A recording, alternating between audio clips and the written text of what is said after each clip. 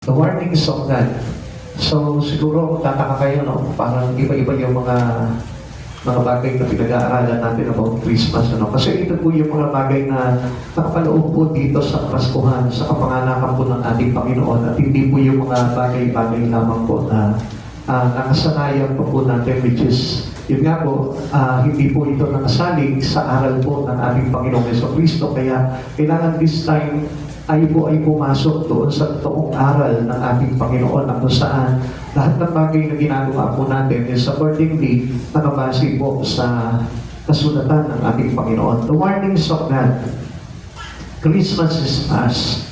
So, makikita po natin na po ang Christmas sa beses lamang po nangyari yung kapanganakan po ng ating Panginoong Jesucristo. And this time, we need to know everything that we need to go or we need to do in our life as we receive the salvations of God into every one of us. Now, based on our experience this year, so lahat ng ito, nagdaan na ito, nakaraan na po ito, itong mga bagay na ito, kaya kailangan po na magdulot po talaga sa atin ang katotohanan sa buhay po natin ito. Past in the scene before us in the Bible. So, kung mapapansin po natin, yung ating nakaraang mga eksena ng mga kapaskuhan na nagdaan sa atin, diba nung araw po hindi tayo nakabase talaga sa Biblia basta alam lamang po natin giving, receiving gifts, or sabihin po natin na yung pong maraming handaan, maraming ganyan, maraming kasiyahan, doon lamang po tayo. Kaya mapapansin nyo, even the people who doesn't yet receive Christ Jesus, they celebrate Christmas, but in a wrong way, which is not based upon the Bible. So, mapapansin po natin yan. Kagabi nga, nagdaan po kami yan sa plaza. Nakita namin, talagang punong-puno yung plaza. Nag-celebrate po sila ng Kapaskuhan. Ano? So, wala doon yung meaning talaga nung, wala yung espiritu talaga ng Christmas. So, lahat parang, sabihin po natin, it is a wrong experience for all, na naging mali po talaga yung mga experiences natin. But right now, tayo po ngayon ay babase po doon sa sinabi po ng Biblia. The worship of the wise men came after the birth of Christ. Alam niyo po ba, nung pinanganak po itong ating tagapagligtas, ating Panginoong Jesucristo, ito po ay nasaksihan po ng tatlong pantas. At ito po tatlong pantas na ito, sila po mismo ay nagandog at nagpatira pa, meaning that was a worship for our God, for our Savior. Kaya nga, yung pagbibigay, actually, this not means giving to each and every one of us, actually, to our Christ. Amen. Yung ating pagbibigay supposed to be is to Christ. Amen. Hindi yung parang tayo yung nagre-receive, hindi yung tayo, kumbaga parang sa pamilya natin, yung mga anak natin, yung ikaduhan natin. Okay lang yun, walang problema po doon. Pero, the most things that we need to do is to worship God. Amen. And our giving is a form of worship. Kaya tayo po yung dapat na nagbibigay sa Panginoon dahil tayo'y sumasamba. Like ito pong Magi ito. Ito mga Magi na ito, sila yung naghandog sa ating Panginoon. Ano yung hinandog nila? Ito, mira, at kamanyan. So, sa madaling salita, pinapakita po dito that He worship our Savior. Now, kung mapapansin po natin, tayo po kuminsan, we enjoy a lot of things or a lot of our experience based on Christmas, pero in a way na pansarili lamang po. Kung minsan parang gusto natin, tayo yung mag-gain, tayo yung mag-favor, tayo yung lahat na tumanggap ng mga bagay-bagay pagdating sa Kapaskuhan na ito. Which means that was wrong. Amen. It is unbiblical. So, ibig sabihin po nito, hindi po talaga nakabase po yan. Kaya dito, pinakita po yung pag-worship, itong tatlong patas na po ito. We are not sure just how long after His birth bago po itong kanilang pagsamba po talaga. At continually, alam natin na nag-continuous po ito. Maybe may have been up to 2 years, di ba? Kasi yung pinakita po dito, nung sila po ay dumating doon, nasaksihan po nila itong sanggol na ito na nakahiga po doon sa sapsapan. And then, sila po ay nagpatira pa at naghandog ng kanilang mga handog para sabayin po itong kapanganakan ng ating Panginoong Jesucristo.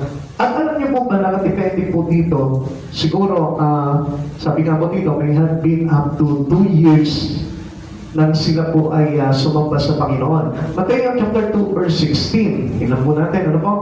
Galit na galit si Herodes na malaman niyang naninlang siya ng mga pantas, kaya pinapatay niya ang lahat ng mga batang lalaki sa Bethlehem at palibot nito mula sa kulang na 2 taon pababa, batay sa panahong sinabi ng kanyang mga pantas, sa kanya ng mga pantas. So makikita po natin dito yung time period. So, ibig sabihin, nag-lapse po yung 2 years, hinahanap pa rin po yung sanggol, ano po. Amen. Kaya ang ginawa po dito si Herodes dahil sa kanyang galit, ipinapatay niya yung 2 taon pababa ng mga sanggol. Kaya doon po mismo nakita po natin kung gaano kahaba na itong pagsamba nitong mga pantas na ito. So, siguro ganun din po sa atin, ano. Tayo po until now, sumasamba po naman sa Panginoon. Amen. But in the right way. At kailangan po natin maipakita natin, and we need to prove it to God na tayo po ay sumasamba sa katotohanan at sa Espiritu. Amen. Amen. So, yun po yung kailangan po natin. So, tayo din po mismo, marami po sa atin po, sa panahon po natin, we have our worship in the wrong way. Kadalasan po, maraming mga Kristiyano, worship po nila ay hindi sa pamamaraan na nakabase po sa Biblia, kundi sa pamamaraan lamang gusto nila. Like for example, today, meron po siguro iba na hindi natin masasabi na they have a true worship right now.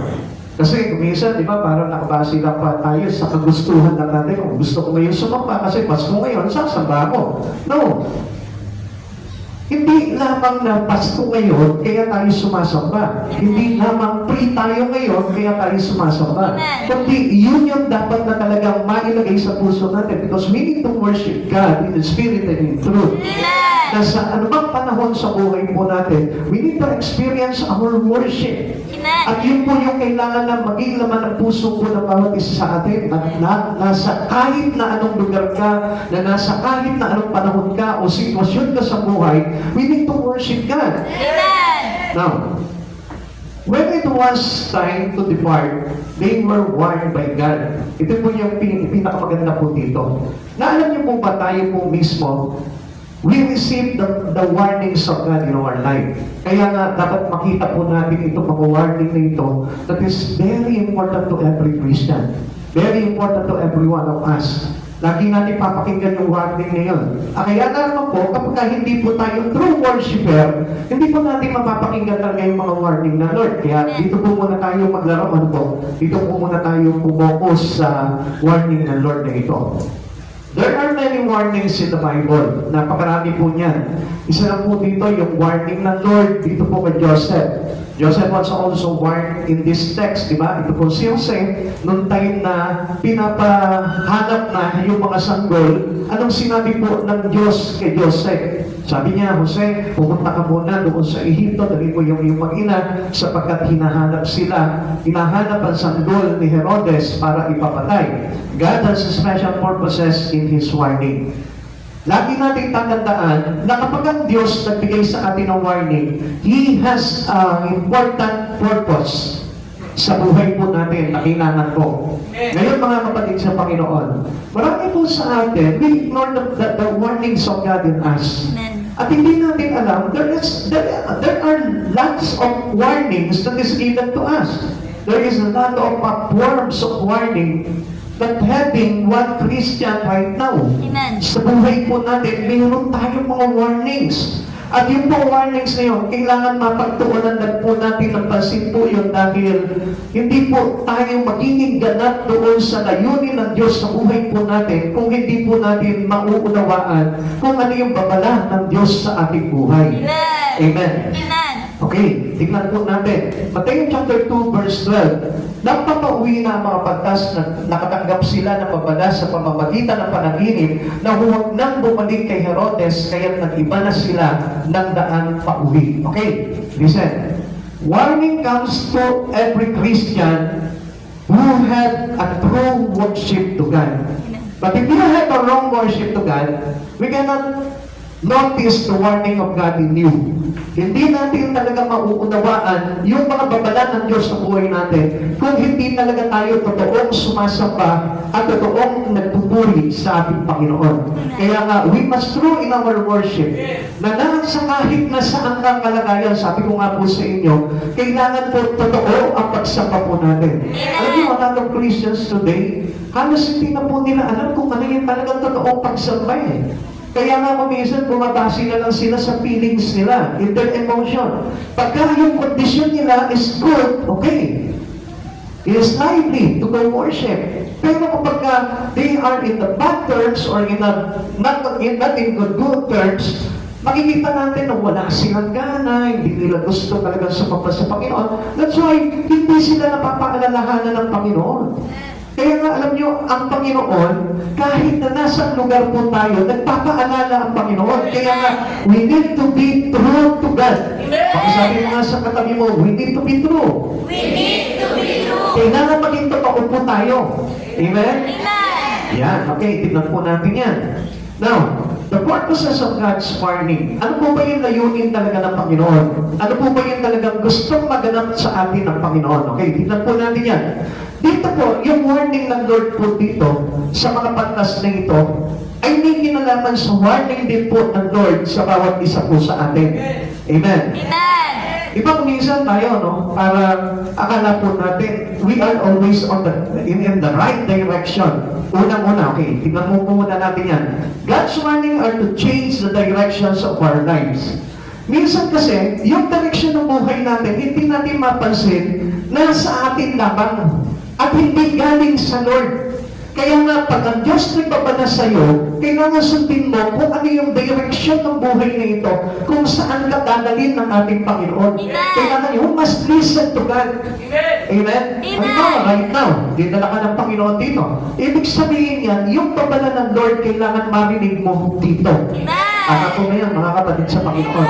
So you must listen to God's warning and do not ignore it. Marami po Kristiyano, they neglect it. Nandito na sila, pero hindi pa pinapakinggan yung mga warning ng Lord.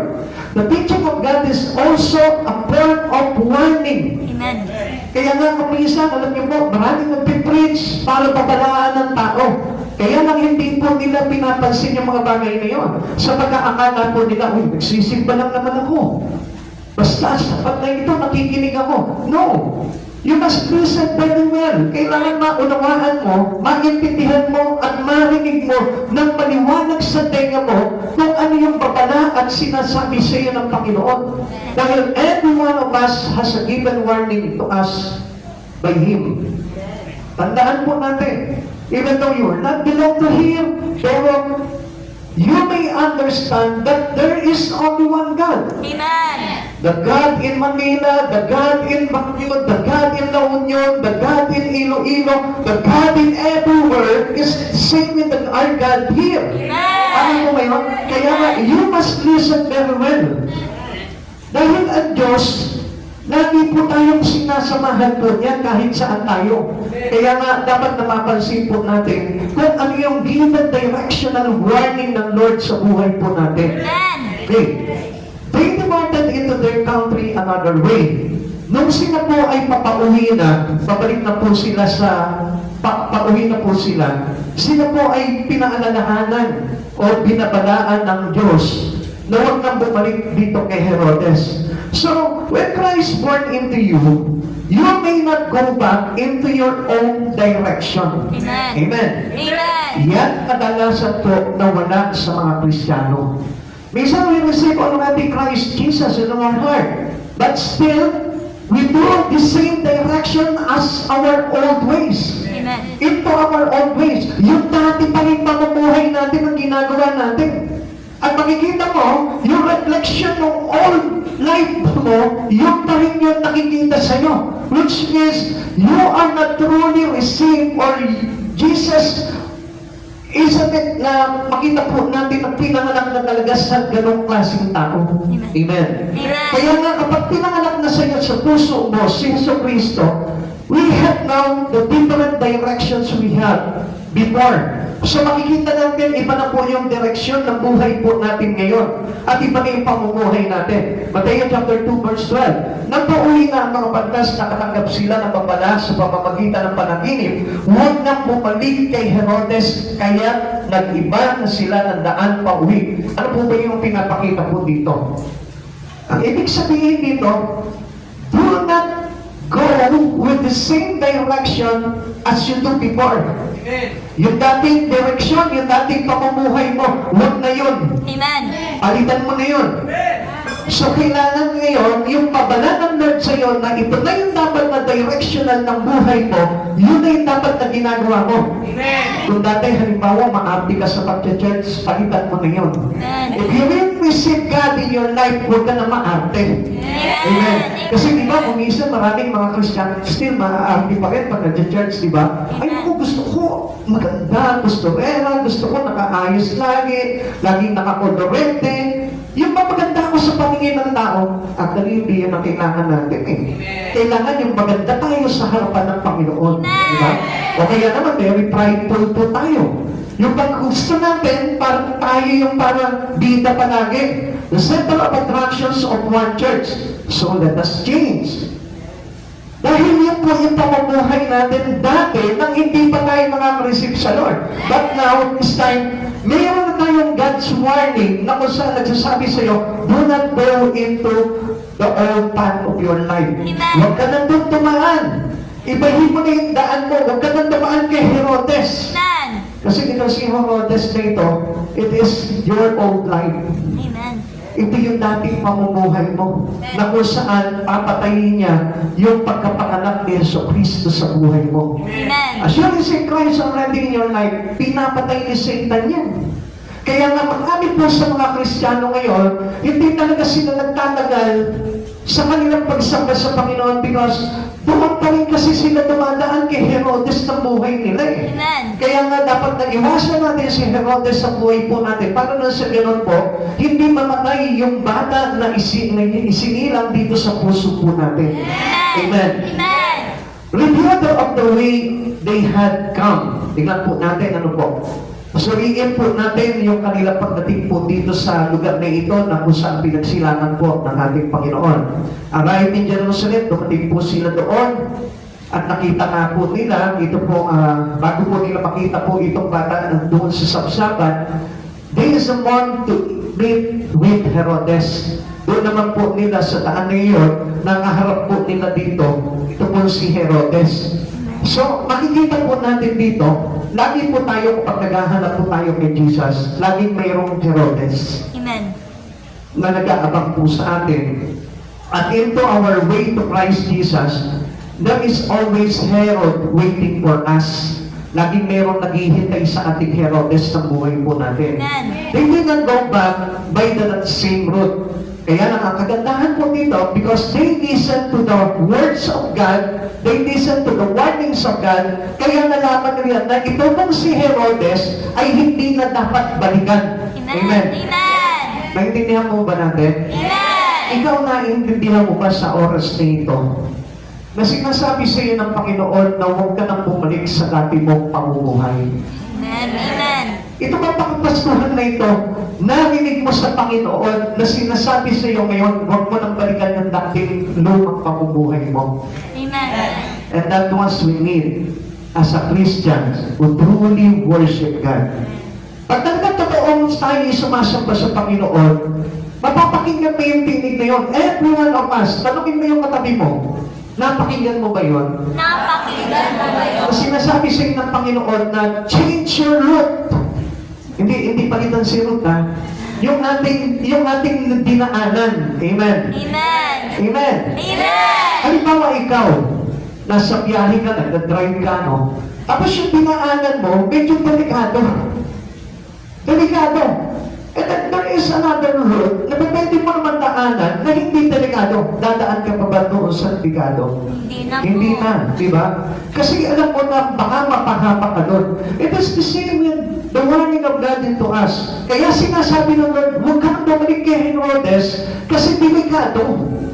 Pwede tayong sabihin natin na pwede tayong mapahamak doon sa road na yon, sa daan na yon, kaya ayaw ng Diyos na doon pa tayo pabalikin. Amen. Kaya nga ganito ang ginawa dito, dahil ayaw ng Diyos na ito pa mga pantas na ito ay mapahamak sa pagbalik po nila doon kay Herodes. Amen. So alam niyo po ba, for us not to be tempted, we better choose God's word or given direction. Para na sa ganun tayo po ay hindi mapahamak. Alam niyo po ba, temptation is always on the way. Amen. Laging nandiyan lamang po yan. Kaya nga, yun ang dapat nating pag-ingatan po sa buhay po natin. As we receive Christ Jesus, napakaraming temptation. Amen. Napakarami po nitong Herodes na nakapaligid po sa atin. Kaya nga dapat natin malaman na we need to open our ears always to God. Amen. Kailangan laging bukas po yung ating tenga, yung ating espiritu sa Panginoon para hindi po tayo mapaglilangan o mapaglalangan nitong mong Herodes na lagi naghihintay para kitilin yung sanggol dito sa puso po natin na magiging sanhi ng ating kaligtasan. Amen. Meeting Christ by faith changes the way we take in life. Pag tayo po ay nakipagkaisa na po kay Jesus, nagkakaroon na po tayo ng panibagong direksyon ng buhay po natin. Faith in Christ, nagpapabago po yan ang ating daan ng buhay. Dati tumusak pahamakan po yung buhay natin. Ngayon, para bang iniiwasan na natin kapag alam po natin na mapapahamak po tayo. Amen. Kaya hindi nyo mapapansin. Dati wala tayong pakialam sa mga sin eh. Yung sin, sige lang, sinusuon natin yun, wala tayong pakialam yan. But now, hindi na lahat ng sin na nakaharang dyan, dinadaanan natin. Meron na tayong nililihisan. Meron na tayong iniiwasan. Hindi katulad po nung araw, lahat ng sin, sige, okay lang. Daanan natin yan. Kaya nga meron tayong sin na kung saan parang lahat sinasalo natin sa buhay po natin. Kaya nga mapapansin niyo po nung araw, di ba? Halos lahat naman po siguro tayo dito, meron tayong mga bisyo. Meron tayong mga masasamang gawain. Meron po tayong masasamang pag-uugali. Wala tayong pakialam po diyan. Pero nung time na na-receive mo si Jesus sa buhay mo, ipinanganak si Kristo sa puso mo, iniiwasan mo na yun. Amen. Amen. Amen. Kaya nga, yun yung tinatawag na warning of God's to have a new directions in lives. Amen. Yun po yung babala ng Diyos. Salamat sa Panginoon, narinig po natin yun. Amen. Dahil kung hindi natin narinig yun, siguro marahil ako, until now, baka drug addict pa rin ako. Baka until now, yun pa rin po yung same routine ng buhay ko. Ganun pa rin siguro yung ginagawa ko. At least ngayon sa panahon na ito, masasabi ko, ang dami ng bagay na ginawa ng Diyos sa buhay ko. Ang dami ng bagay na babago sa buhay ko. Kaya nga, alam niyo po, hanggat maaari, huwag na natin balikan yung dating dinaanan po natin.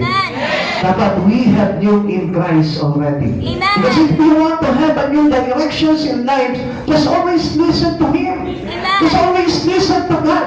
Lagi natin pakinggan yung tinig ng Panginoon at hindi yung tinig ng sanlibutan. Amen. Kasi ang sanlibutan na ito ay sumusunod kay Herodes bilang hari. Amen? Naintindihan natin? Kaya nga tayo bilang pinanganak na sa atin si Jesucristo, kailangan ang pinakikinggan na natin no other than but our Savior, our Christ Jesus. Amen. Tuloy po natin. Ilan lamang po ito sa mga biblical warnings na mababasa niyo po sa Biblia.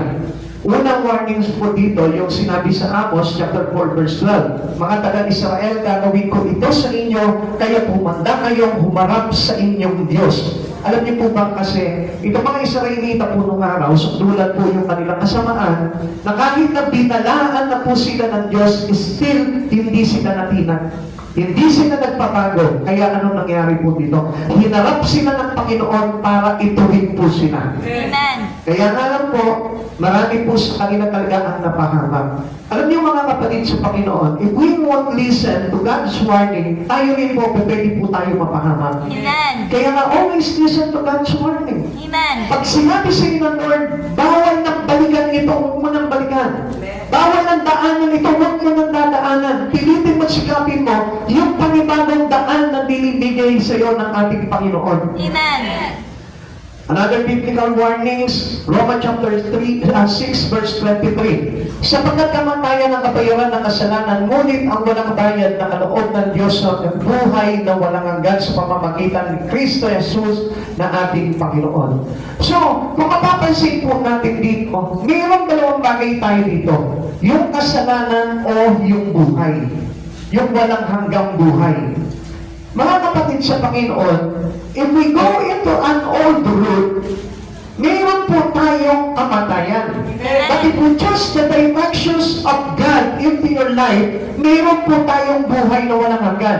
If you choose sin, meron tayong kamatayan or kapahamakan. But if you choose Jesus, meron po tayong kaligtasan. So, dalawa lamang po yung direksyon na dapat natin daanan. It's either the directions toward death or the directions toward life eternal. Amen. Nasa sa atin na po yun.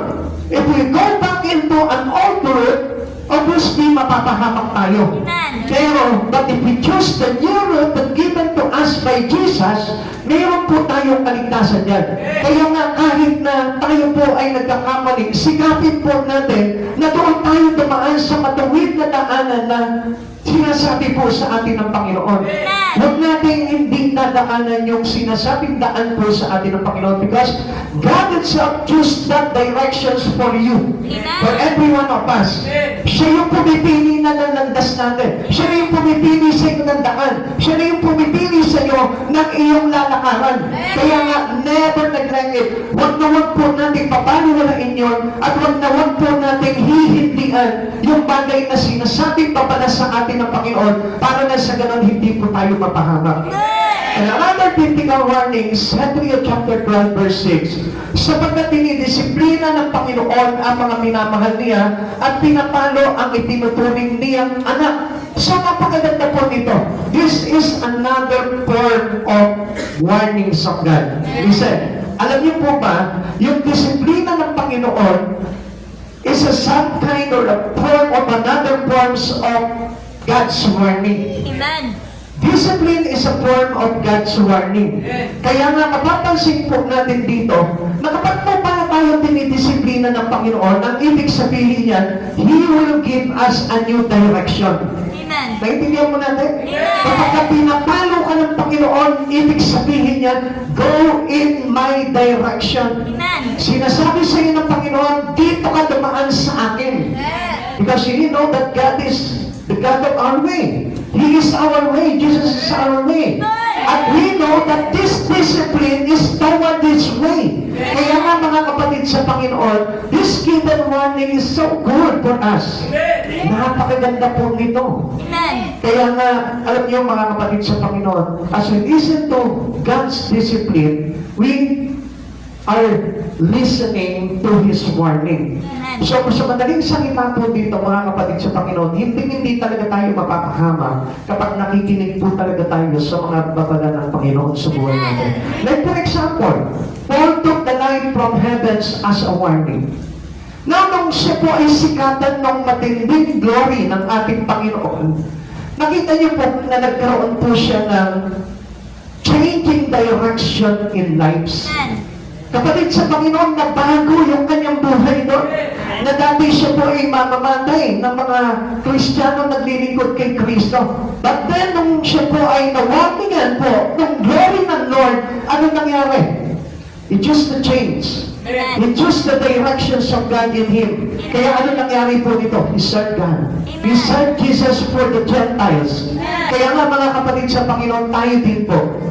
Sabi po natin, nakita natin ang liwanag ni Jesus. Because those who receive the light, living in the light. Tama po ba?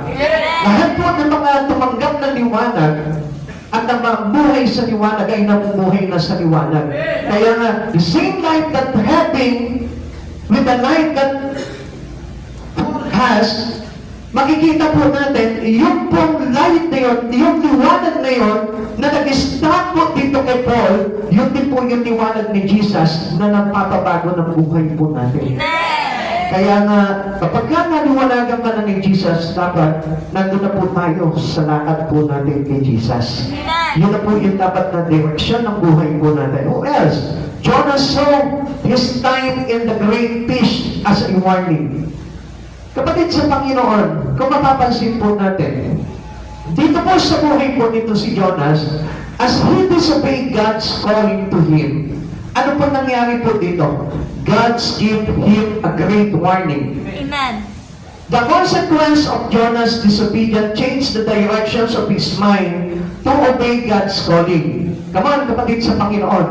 Alam niyo po ba yung mga consequences po natin sa buhay po natin? Yung mga bagay na kabayaran ng mga bagay na ginawa po natin, na disobedient natin sa Panginoon, dapat yung consequence na yun magpabago sa iyo. Amen. Ay, hindi mo natin. Amen. Ulitin ko po sa inyo.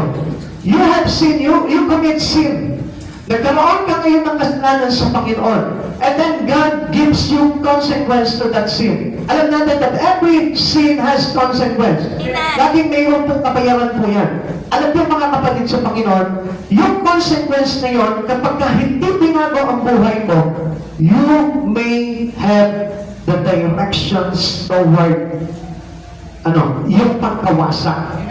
So it may be destroy your life. Amen. So kapag hindi tayo sumunod doon sa consequence na yun, hindi tayo nagpabago, accordingly doon sa given consequence natin about not we commit sin into God, yun na po yung makakawasak ng ating kaluluwa. Kaya nga mga kapatid sa Panginoon, it is better to take this consequence as opportunity to change. Amen. Halimbawa, let's say, ano ba yung mga consequence natin ngayon? Hindi natin napapansin yun. Maaaring may karamdaman ka ngayon. Yung karamdaman mo dapat magpabago ng direksyon ng buhay mo. Halimbawa, mayroon ka magbibigat na pagsubok ngayon. Yung pagsubok ngayon, kailangan magkaroon ng pagbabago sa direksyon ng buhay mo. We need to learn from it. In every circumstances we have, in every consequence that we take in God because of our sin, dapat magturo sa iyo para magbago tayo. Amen. Amen. Amen. Naintindihan po ba natin? Salamat po sa Panginoon because every one of us has God's calling. Amen. Lahat po tayo, meron tayong calling sa Lord. Kaya nga lang po, dahil ayaw natin pakinggan yung warning ng Lord sa buhay po natin, kaya hindi nangyayari yung bagay na yun. At ano nangyayari nun? If we disobey or continually disobeying God into what calling we have, alam niyo po ba ang mangyayari nun? Magugulat na lang po tayo na pahamak na tayo. Magugulat na lamang po tayo, nasa na po tayo doon sa walang hanggang paghihirap. Kaya nga kapatid sa Panginoon, maaari po ba na unawain po natin at kailangan natin na tahasang marinig yung pong warning ng Lord sa buhay po natin. Sapagkat lahat po tayo dumaraan po niyan because we all sin to God. Amen. Lahat tayo nagkasala. Even though we are Christians already, we've sinned. We still sin to God. Lahat tayo nagkakasala. At huwag mo sasabihin na hindi ka na nagkakasala. Every one of us. Kaya nga, mas maganda po na tayo po ay natututo sa Panginoon. Amen. According to sa ating mga consequences, yan ay pagtuturo sa atin ng Panginoon para lang sa ganon tayo po ay mabago. Kapatid, paalo ng Diyos po ang tawag ng Diyan. Amen. Kaya nga po tayo dumaraan sa consequence para tayo paluin ng Diyos, para tayo ay matinag upang sumunod sa Kanya. Amen. Kapag mayroong mga bagay na nagaganap po sa atin sa buhay po natin, isipin mo na ang Lord ay dinidisiplina tayo. We need to obey Him rightly, urgently, dahil kailangan po natin na talagang mabago ang buhay natin. Or else, kapag inabot po tayo ng ganong kalagayan po natin, sigurado po na makapahamak po talaga tayo. Amen. Has God sent warning to you sa ating lahat? A setback or a trap? Now, kapatid sa Panginoon, lahat tayo. Obviously, merong God's warning. Amen. Every one of us here, bata man, matanda man, may warning ng Lord yan. Ang tanong dito, ano bang klaseng warning ito ng Diyos sa iyo? A setback or a trap? Ito ba yung dahil sa pagtalikod natin? Or ito ba yung pagtawag sa atin ng Panginoon para ibahin yung ating landasin? Kapatid sa Panginoon, pag-aralan po natin mabuti. Ikalawa, the purpose of God. into His warning. God's warning are to deliver us from the destroyer. Para iligtas tayo sa kamay ng mga nagwawasak po sa atin. Amen. Kapatid sa Panginoon, kung tayo po ay hindi makikinig sa ating Panginoon, tayo po ay hindi niya malilihis doon sa tagapagpawasak ng ating kaluluwa. Herod will seek the young child to destroy him. Always, makita po natin lahat po ito. As a Christian, lahat po sa atin nandito na isinilang na po si Hesus Kristo sa puso natin. At isa po ang gustong gawin po sa lahat sa atin ng ating kaaway. Ayun ay patayin yung iyong relasyon sa Panginoon. Which is to give Christ in your heart.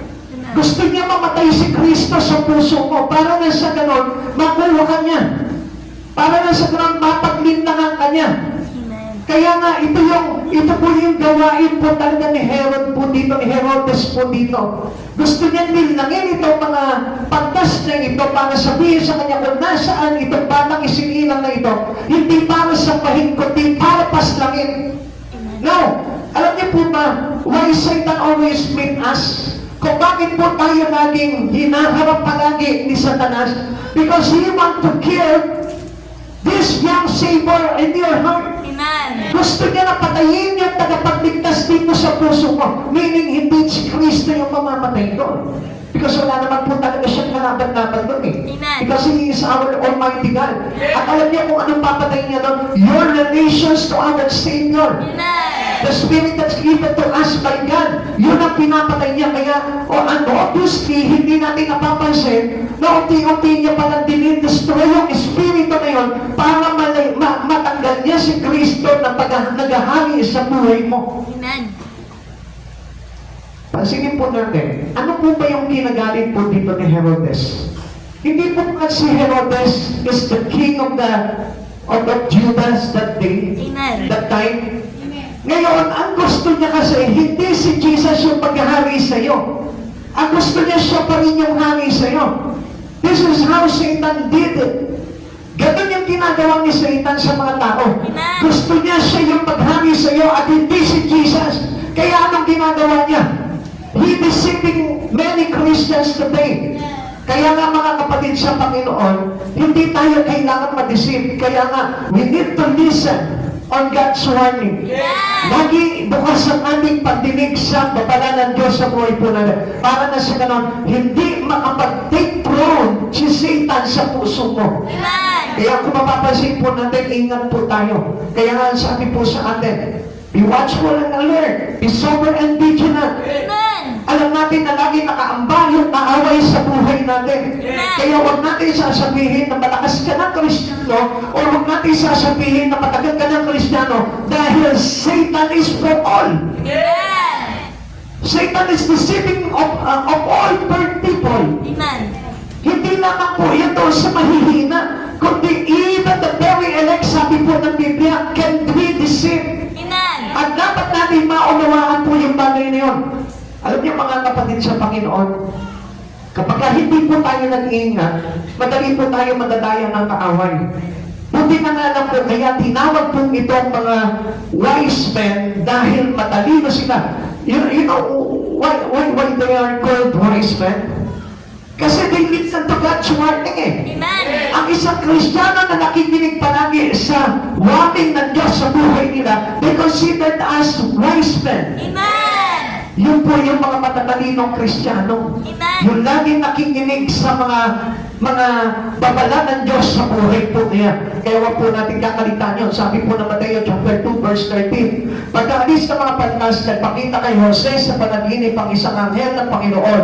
Sinabi nito sa kanya, bumangon ka, dalhin mo agad sa Ehipto ang iyong pag-ina at huwag kayong aalis doon hanggat hindi ko sinasabi sapagkat hahanapin ni Herodes ang batang upang patayin. Kapatid, alam niyo po ba? Kapag tayo po hindi makinig sa warning ng Diyos, we can be easily deceived by Satan. Amen. Madali lang. Kaya nga, mas maganda yun na lagi po tayo nakikinig ng salita ng Diyos. Amen. Yung lagi po tayo nag-aaral, nagme-meditate ng salita ng Diyos. Dahil sa pag-aaral po ng salita ng Diyos, na i-expose sa atin yung kasinungalingan ng kaaway. Amen. Amen. Kaya ang sabi po ng Mateo 24, maraming papangito sa aking pangalan, magsasabing sila ang Mesiyas, at marami silang maililigaw. Mag-ingat kayo na kayo'y maililigaw. Kaya mga kapatid sa Panginoon, He is a deceiver, and His purpose is to destroy your soul. To destroy your relations to Jesus. Kaya ingatan po natin yun, mga kapatid sa Panginoon. Okay, tuloy po natin. Herod's aim when he talks to the wise men. Tingnan niyo po yung pagka-deceive po nito si Herodes. Not to worship intended wickedness.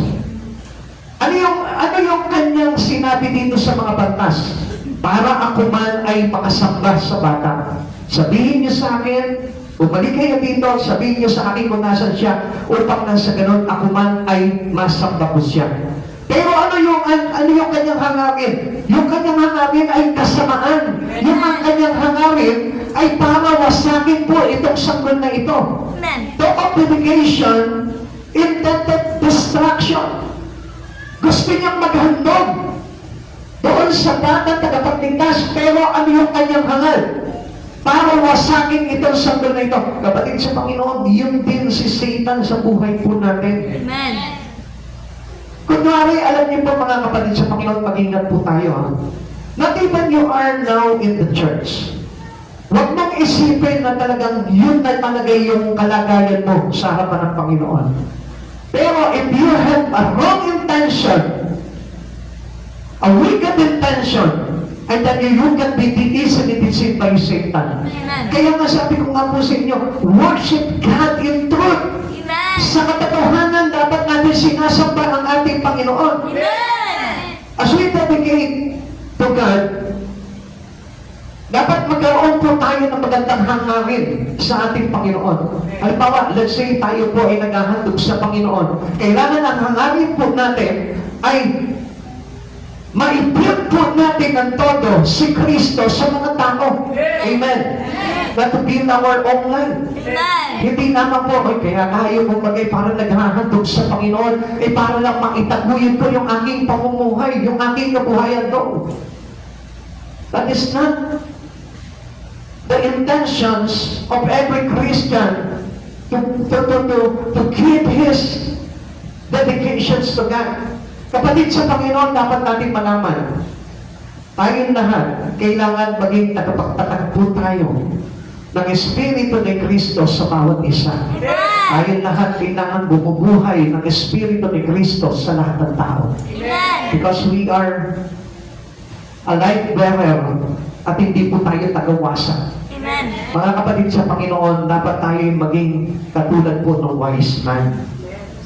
Now, Herod typifies Satan, the destroyer. Ang katulad po nito si Herodes ay para pong si Satan. Come on, mga kapatid sa Panginoon, tanungin mo yung tabi mo ngayon. Ikaw ba tagabukay ka o tagapatay ka? Ikaw ba? Tagabuhay ka o tagapatay ka? Siyempre, sasabihin mo, pag ng pastor to, natural, kaya nga ako nandito, bumubuhay ako. But if you intend a wrong intention, I tell you, pwede ka makamatay. Amen? Pwede ka makadeceive ng mga Kristiyano. Pero, kung malinis yung inyong hangarin pagdating sa Panginoon, dahil gusto mo talagang maipatag ang paghahari ni Kristo sa bawat tao, yun ang pinaka-the best po ito. Amen. Okay, tignan po natin kung bakit po ito po si Satan ay inilalarawan. Ito po si Herodes. John chapter 10 verse 10, dumarating ang magnanakaw para lamang magnakaw, pumatay at manira. Naparito ako upang ang mga tupa ay magkaroon ng buhay, buhay na masaganang lubos. So ibig sabihin, we give life. Amen. As we receive the King into our heart, kapag tinanggap ko na si Jesus bilang hari sa puso ko, we give life to everyone. Dapat tayong lahat nagbibigay ng buhay, nagbibigay ng liwanag, nagbibigay ng paghahari ni Kristo sa bawat puso. And we are not the same like Herodes, like Herod, na kung saan pang sarili lamang po yung kanyang balak. Gusto niya makita niya pa rin siya bilang hari. And he wants to destroy all. He wants to destroy this thinking. Marami pong Kristyano ganyan po eh. We destroy other for us to believe. Come on, kapatid sa Panginoon, si Jesus nagpakubaba para tayo maitaas. And this time, ano sabi po sa atin ng John chapter 3? Jesus must increase and I must be decrease. Tayo man po, paano natin maitataas si Kristo sa buhay po natin? Yung tayo mismo ay nagsasakit ng buhay para sa ating kapwa. Amen. Do not be a destroyer like Satan or like Herod. Jesus came to destroy the works of the destroyer. This is the work of every Christian right now. This is the work of every Christian who received Jesus as the King. Come on, sabi po ng verse John chapter 3 verse 8, ang nagpapatuloy sa pagkakasala ay kapon ng Diablo sapagkat sa simula pa'y nagkakasala na ang Diablo, kaya naparito ang anak ng Diyos upang wasakin ang mga gawa ng Diablo. Allow Jesus to destroy sin in you. Hindi natin mapipigilan ang kasalanan, but you need to allow Jesus to destroy sin in every one of us. Kailangan pahintulutan mo si Jesus at hindi si Satanas. Kaya nga mga kapatid sa Panginoon we need to listen to God's warning. Pakinggan mo yung warning ng Lord sa'yo.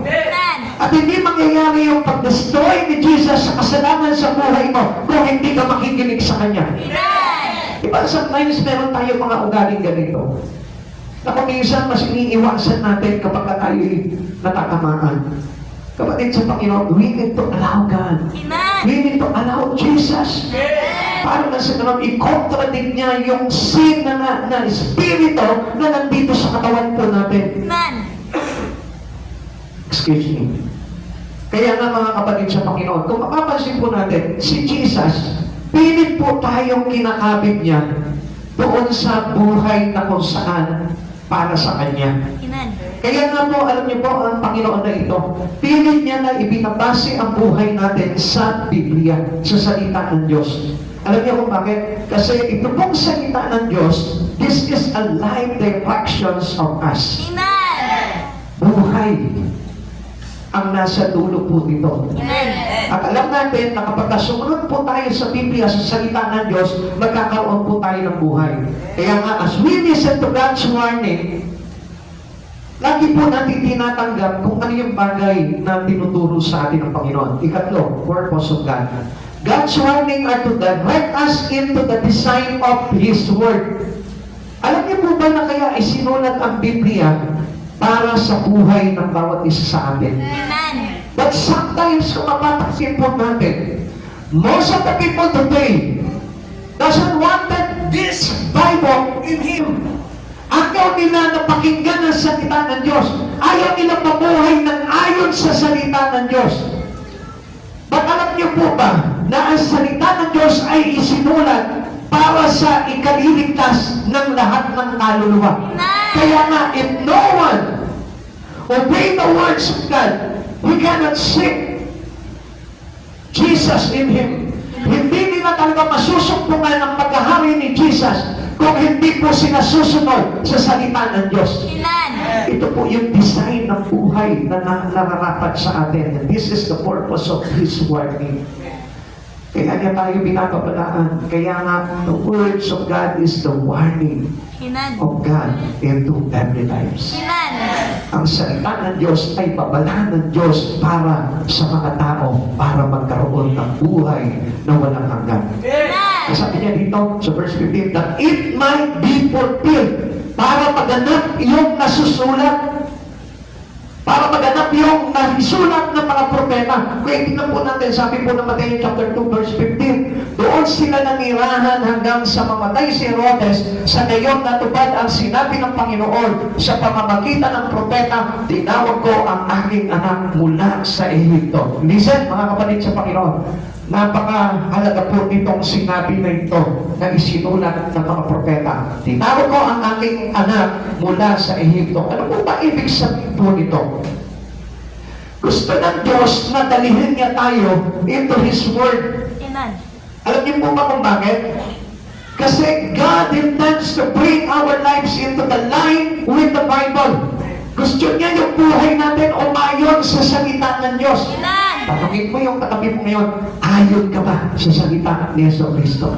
Ayon ka ba sa salita ni Yesu Kristo? Hangat ng Diyos na madala ang buhay natin sa pamumuhay na nakaugnay sa Kanyang salita. This is God's will. Amen. Kapatid sa Panginoon, ito yung kalooban ng Diyos. Ito yung gusto niyang maging buhay ng bawat isa sa atin na patuloy na kinokontradict ng maraming tao.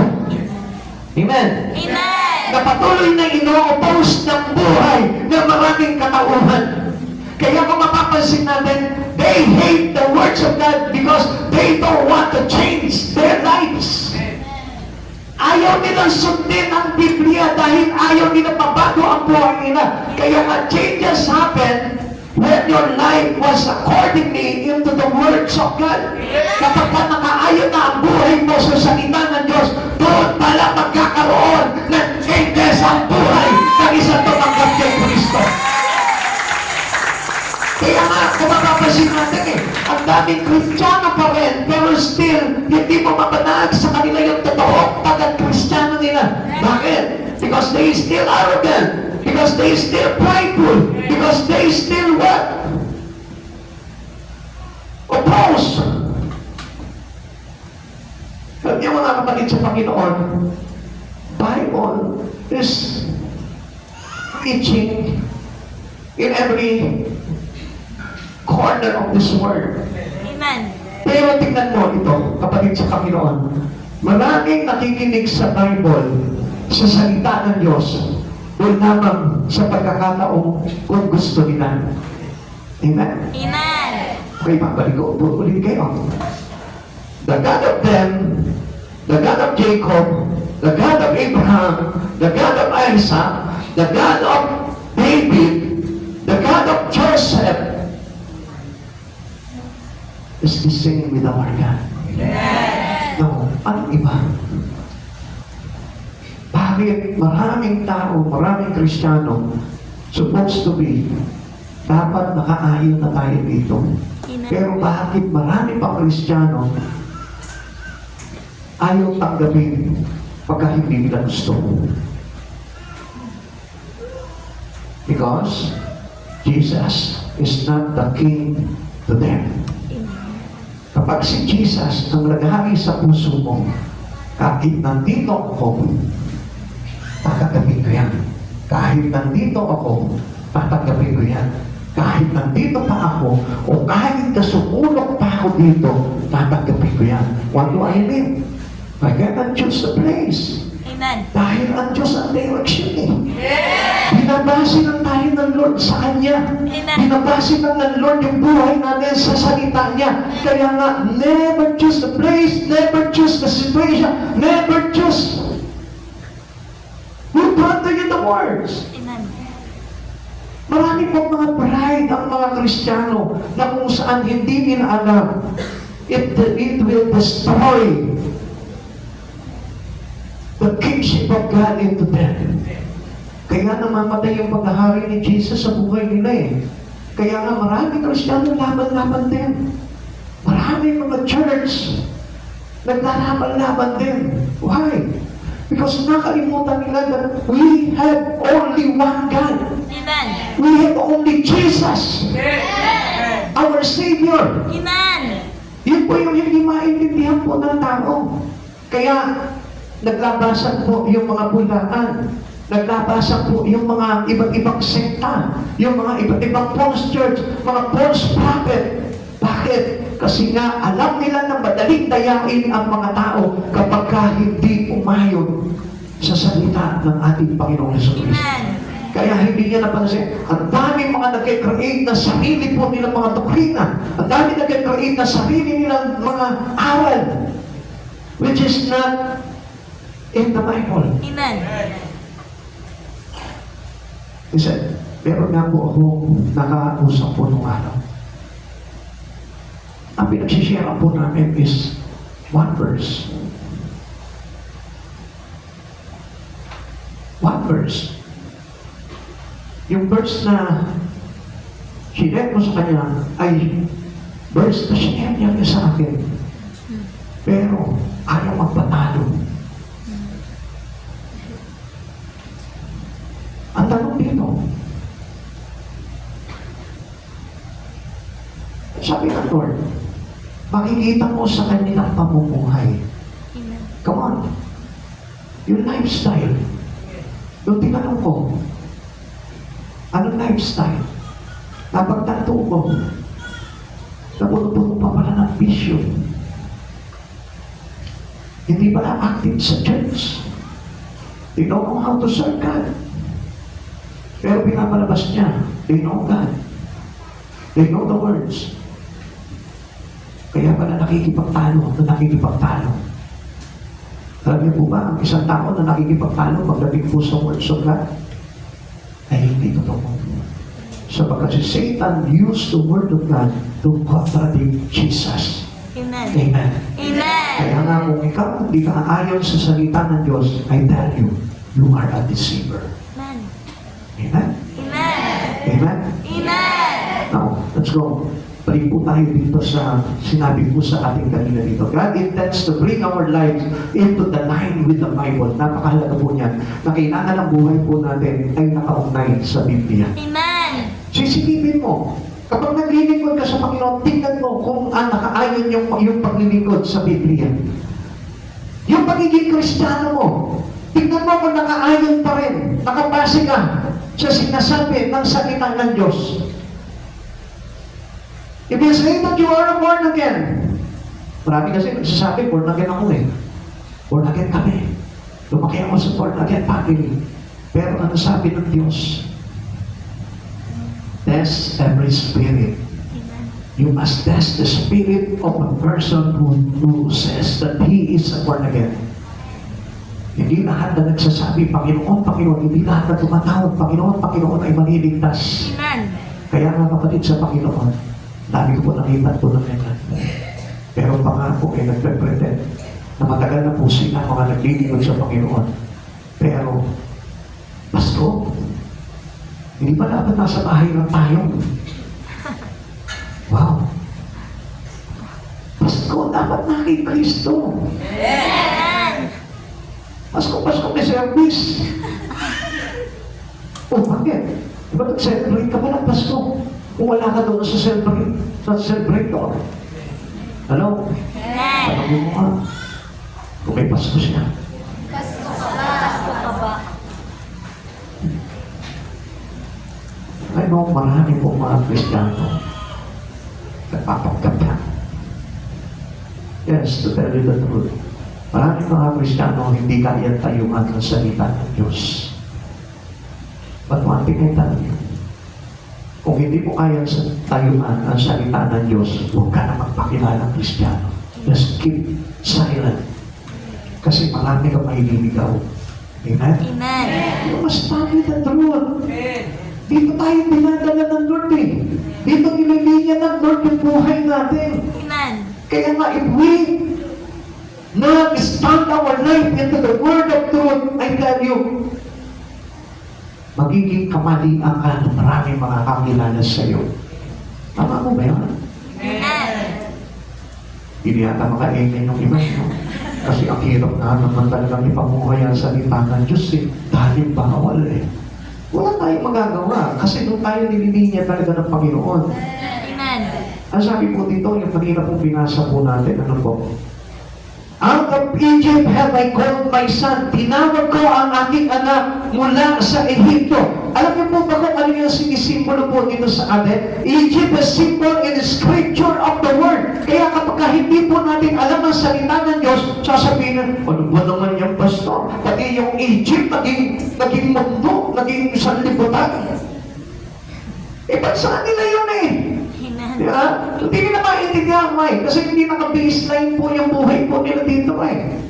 But if you notice, kapag hindi pinamumuhay mo, alam mo yung kung ano yung may pinapahayag sa iyo ng Panginoon, alam mo kung ano yung pinag-plan sa iyo ng Panginoon, alam mo kung ano yung binababala sa iyo ng Panginoon. Amen. Kaya nga ang sabi niya po ng Lord, out of Egypt have I called my son. Mula sa Egyptian, tinawag ko ang aking anak.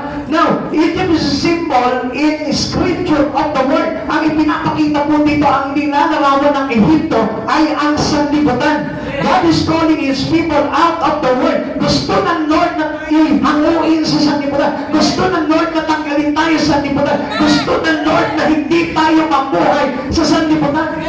Naku, hirap ng pastor. Bakit? Tingnan niyo po yung sinabi po dito. 1 John chapter 2, verse 15 to 16. Huwag ninyong ibigin ang sanlibutan o ang mga bagay na nasa sanlibutan. Ang umiibig sa sanlibutan ay hindi umiibig sa Ama. Ang lahat na nasa sanlibutan, ang pagnanasa ng laman, ang pagnanasa ng mga mata, ang mga pagmamalaki sa buhay na ito ay hindi nagmumula sa Ama, kundi sa sanlibutan. Come on. Listen very well. Itong tatlong bagay na ito, ito yung tatlong bagay na ginagawa ng mga tao sa sanlibutan. At wala po tayong pagtatakahan po dito. Lahat nagnanasa sa mata, lahat nagnanasa sa laman, lahat na yung pagmamalaki sa buhay. Amen. Come on, pakisabi po sa katabi mo, ikaw ba hindi ka nagmalaki sa Diyos? Ikaw ba? Hindi ka ba nagmalaki? Every one of us, because we feel this word. Amen. Ramdam ko eh. Laman na laman ko ang mundo. Kaya nga sarap na sarap tayo sa Pasko eh. Nang hindi naman nasa Diyos eh. Bakit? Because that was the practices of the Word and not for Jesus. Pero if this Christmas is a practices for Jesus, I tell you, ang ganda sana ng Pasko mo. Amen. Hindi sana mali yung Pasko mo. Kaya lang ang buhay po at tao, Pasko, aming handa.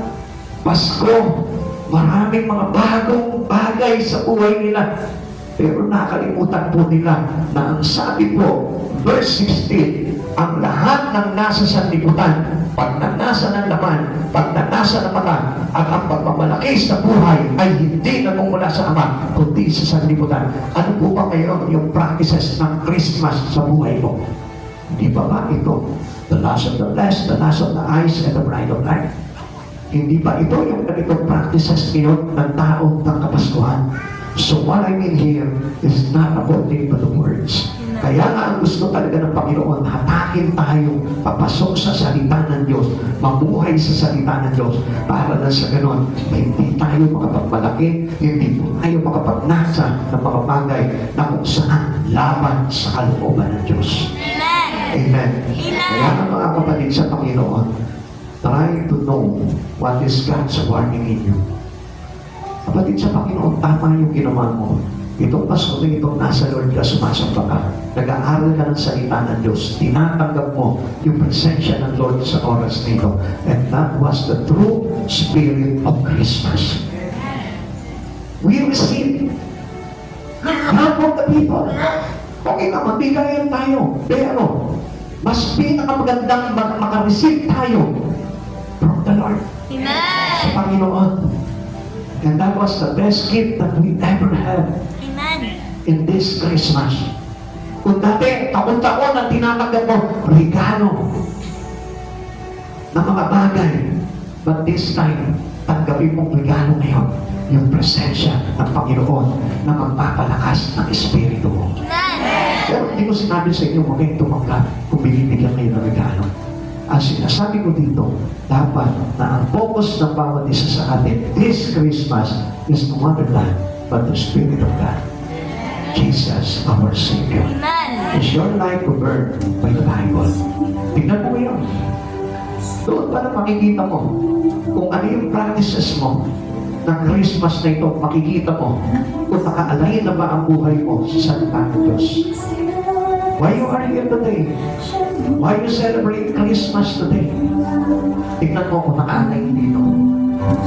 Kung nag-celebrate ka lang ng Christmas without here, without worshiping God, I tell you that was a wrong Christmas. It is not the birth of Jesus into you. It is the birth of the deceiver into your heart. Come on, kapatid sa Panginoon, huwag kang papadaya. Just focus your life into God's warning. This is the warning of God. Para tayong lahat ay mailagay sa matuwid na pamumuhay. Para tayong lahat ay mailigtas ng Panginoon. Sa oras nito, let us change our directions. Let us change everything in us, which is according dito unto the words of God. Baguhin natin, kapatid. Kung gusto niyo maging totoo talaga ng mga mananampalataya sa Panginoon, baguhin mo yung dating pamumuhay. Baguhin mo yung dating sistema, yung nakaugalian mo. Whatever culture you have. Like the cultural redemption.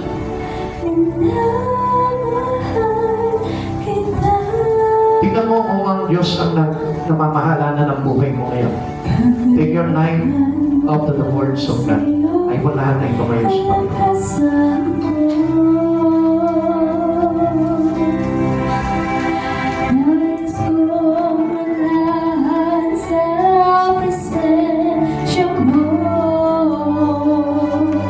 Lahat po tayo may pagkukulang sa Panginoon. We all know that. Lahat tayo nagkulang sa Diyos. Lahat tayo nagkamali. Pero isang bagay lang naman ang hangad ng Panginoon sa buhay natin. Yung iayos niya yung kalagayan ng Espiritu natin. Yung ituwid niya lahat ng pagkakamali sa buhay natin. And you cannot do it alone. You need Jesus. Kung gusto mo na talagang ipabago sa Panginoon lahat ng pagkakamali mo, just allow Jesus to work with you. Paitulutan mo si Jesus sa oras nito sa buhay mo. Ano man yung mga bagay ng pagkakamali? Kaya naman tanggapin ng Panginoon yan eh. Kaya naman ng Panginoon na tanggapin ka kung magbabalik ka lamang sa Kanya. Tatanggapin mo sa harapan niya na nagkamali ka sa Kanyang kapanalan. Kapatid sa Panginoon, sino ba tayo para hindi magkamali? Kaya lang, isa lang naman ang gusto ng Panginoon. Yung tayo lahat, marunong tayo tumanggap na lahat ng pagkakamali natin at nais natin ipabago dito sa Panginoon. If we are willing to be changed to God, kapatid, hindi ka magkakamali dahil ang Diyos mismo ang pinaka-perfect na dapat na meron ka sa oras dito to celebrate the birth of Christ Jesus. Let us worship God.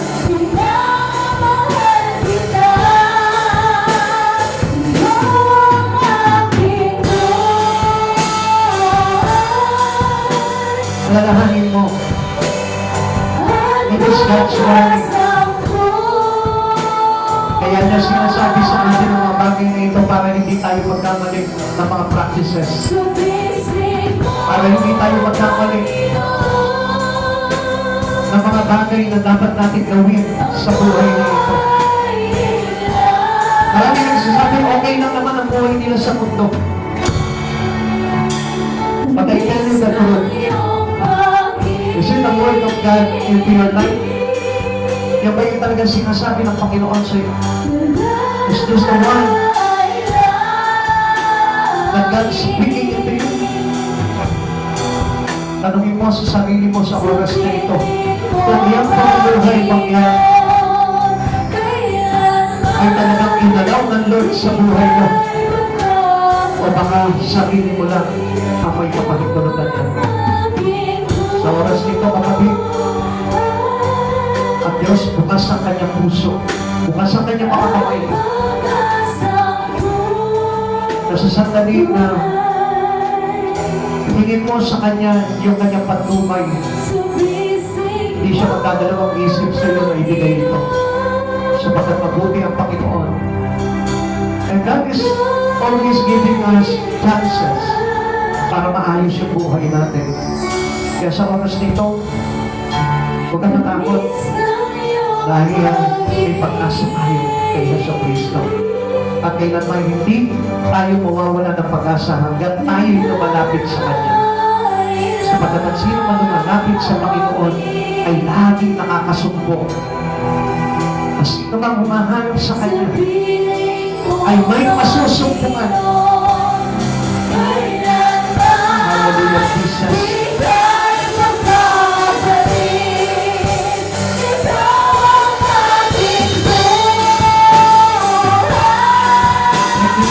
Maraming salamat, Panginoon.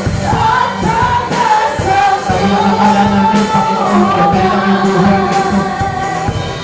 Akala namin, Panginoon, okay lang naman. Pero kulang pala. Maging naman, Panginoon. yung gusto mo na mangyari pagdating sa aming buhay, O God. Turuan mo ang bawat isa, Panginoon, na makasunod dito, O God. Hindi namin kaya ito, Panginoon, kung hindi mo kami nakakali. Kung hindi mo kami nagabayan, Panginoon, ang papatubayan sa aming landasin. Panginoon, hindi namin magagawa yung mga bagay na yun. Alam mo yung aming kahinaan, Panginoon, at sinasabi namin sa iyo sa oras nito, Lord, na lahat kami, Panginoon, naging marunong kami. Lahat kami, naging mahina kami, O God. Lord, hihingi kami sa iyo, Panginoon, ng patnubay. Hihingi kami sa iyo ng pagkabay, Panginoon. Dahil hindi namin kaya, Panginoon, kung hindi mo kami sasamahan. Kaya ako na sa oras nito, Lord, buksan mo ang aming mga puso at isipan, O God. Upang nasa ganun, Lord, marinig po namin sa mga panahon ito, Panginoon, ang iyong mga babala. Upang nasa ganun, Panginoon, maagapan ang aming buhay, Panginoon, sa kapakakan. Sapagkat hindi mo naman hinangad, Panginoon, na makahamak ang tao, Lord, sa kabila ng aming mga pagkakasala, Lord. Hinangad mo kami, Panginoon, na kami maligtas. Puhin mo, Panginoon, ang buhay ng bawat isa.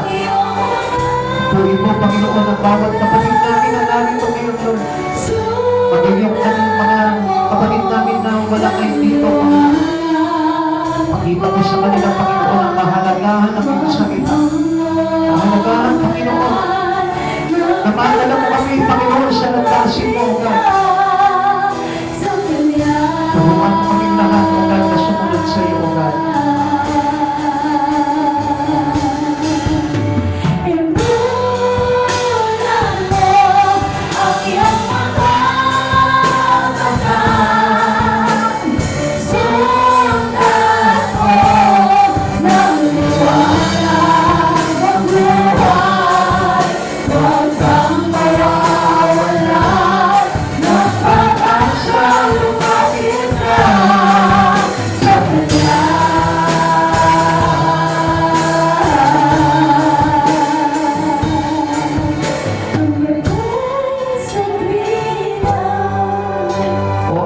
Diyos, nagpapasalamat po kami, Panginoon, sapagkat napakaganda, Panginoon, ng iyong ginagawa sa buhay ng bawat nananampalataya sa iyo, Lord.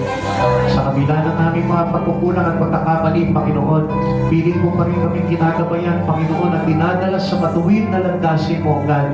Maraming salamat po sa buhay na ito, Panginoon, nakalaan sa iyo, God. Pinili mo kami, Panginoon, upang maligtas, O God. Maraming salamat po, Lord. Ang atin po namin ang kaligtasan ng marami, Panginoon, sa buong mundo, O God. Kaya mo, kabuti mo pa rin po sila, Panginoon, at huwag mong pagsawaan, Panginoon, upang nasa ganun, O Lord. Marami ang magligtas, Panginoon, sa iyong pagbabalik, O God. Marami ang mapapabilang, Panginoon, sa aming pagbalik, Panginoon, sa iyong kalwalatian. Panginoong Jesus, nagpapasalamat po kami sa buhay na ito, Lord. Patuloy mo kami, Panginoon, hinahatang sa iyo, O God. At hindi mo kami pinababayaan, Panginoon, na mahatak ng mundong ito, O God. Panginoon, patuloy lamang hinihiling namin sa iyo, O God, na lagi pong sariwa ang aming mga pag-iisip, O God, upang sa ganun lagi namin mapakinggan, Panginoon, ang mga mensahe mo, Lord. Higit sa lahat ang iyong mga babala sa buhay ng bawat isa sa amin bilang iyong mga anak, O God. Maraming salamat po, Panginoon, sapagkat lagi mo kami pinapaalalahanan, O God, upang hindi kami mapahamak, O God. Maraming salamat po sa buhay nito, Lord, sa buhay ng bawat isa, O God.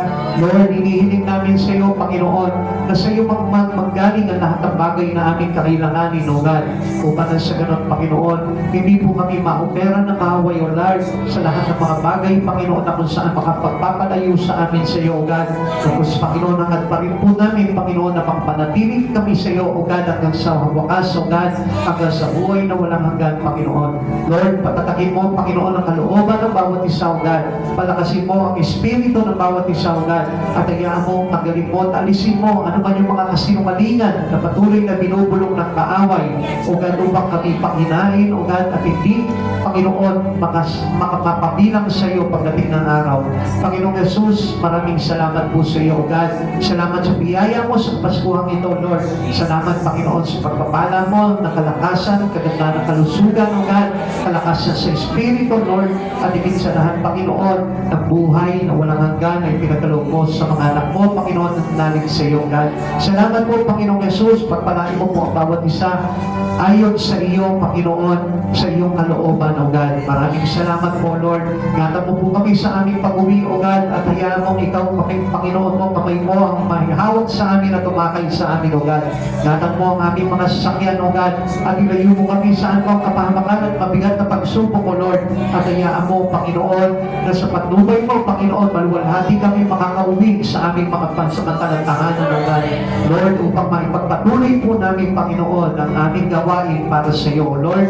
Sa kapurihan mo po lamang, Panginoong Jesus. Panginoon, maraming salamat po. Pagpalain mo ang church nito, Lord, at patuloy kami humihiling sa iyo, Panginoon. Lord, sa mga bagay, Panginoon, na kailanganin ng church nito, ikaw yung Diyos, Panginoon, na patuloy po, Panginoon, na magpapaabot po dito sa gawain ito, God.